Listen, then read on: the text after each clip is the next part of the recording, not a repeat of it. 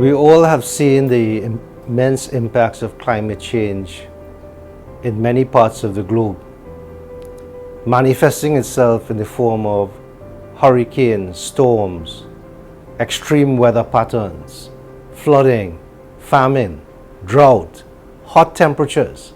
And we see that this is as a result of rising carbon in the atmosphere. This carbon continues to rise with GHG emissions, with methane, and we also see that there are issues going around deforestation, warming of the oceans, and all of this is coming together to basically say we should be prepared, and this is not going to stop anytime soon. There is corrective action that we can take. We are doing that in the form, as NGC, in the form of supplying clean fossil fuels, which is natural gas for the world. This will continue to be a fundamental fuel for the future. We also are embarking on several clean energy initiatives such as renewable energy, energy efficiency, CNG, we've already been doing for a long time, as well as projects for the region and for the longer term, which includes hydrogen and carbon capture and so on. However, we see that while we are embarking on those initiatives, which will take time, we also need to be prepared as a country, as a region, for the impacts of climate change as carbon continues to rise, which will result in more extreme events. This has resulted in, of course, us seeing coastal erosion, flooding, hot temperatures, and many changes that could affect our business, from landslips and flooding which affects our food and people coming to work, the things that we take for granted. Hence the launching of this tool, Climate Adaptation and Resilience Portal, is timely in this context for the public to use and to make this is available for everyone to make better decisions, to see how the world is changing around us, and to even get a view of how that world would look like in the future should the projections continue on that path. Hopefully this can be a tool that can be utilized in a proactive way using our satellite systems, information systems from various companies and institutions, partnering with technology providers, and also looking at data that's already available, such as tidal information, meteorological data, hurricane information. A lot of that we can now find in one place.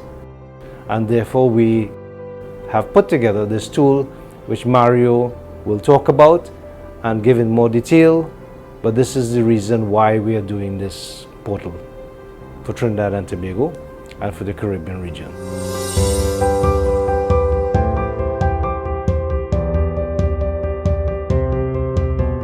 We're not reinventing the wheel here.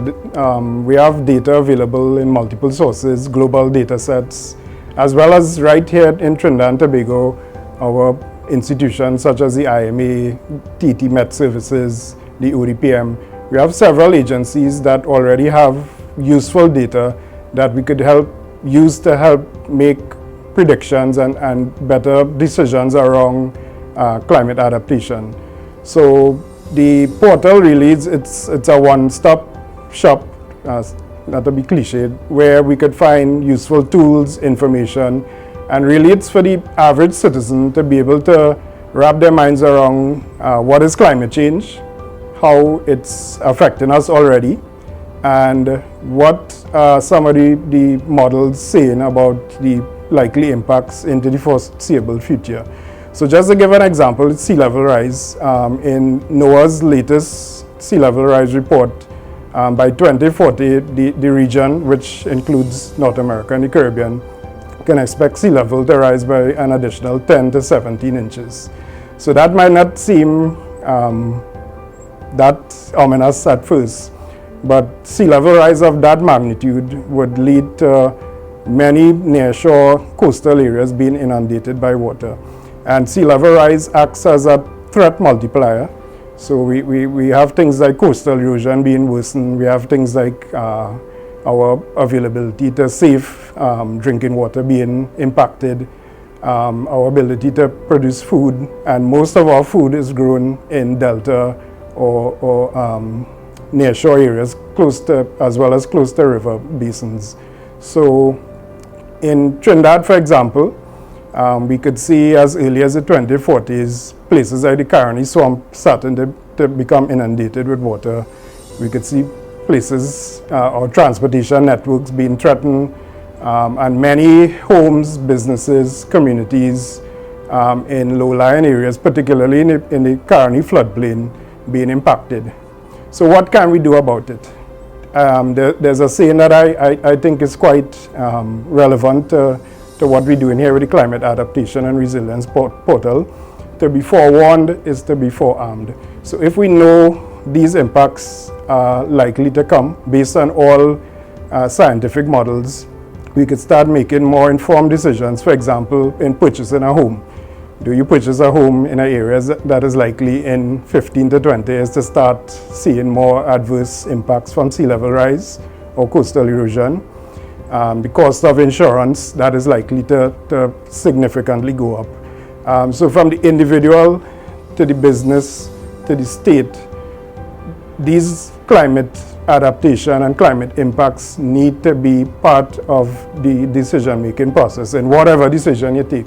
The site is up, and we encourage the public, from the individual, the student, the school, the universities, businesses, to start going. There's an interactive map. It's based on ArcGIS Hub, and you could actually zoom in and see in your community what those potential impacts could be.